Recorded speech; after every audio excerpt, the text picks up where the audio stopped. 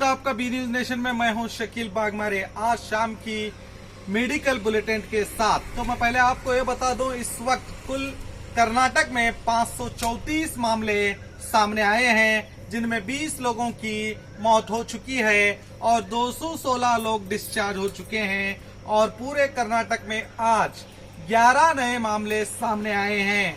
8 गुलबर्गा में, एक दावनगिरी में और एक मैसूर में और एक बेलगाम में। कुल 11 मामले सामने आए हैं। इनमें 5 पुरुष और 6 महिलाएं हैं। तो अच्छी खबर यह है आज बीजापुर की कि आज कोई नया मामला सामने नहीं आया, यानी कि आज पूरी तरह से बीजापुर में राहत है। तो ये थी अब तक की खबर। तो देखते रहिए इसी तरह आपका बी न्यूज नेशन, जो देते रहेगा आपको पल पल की जानकारी।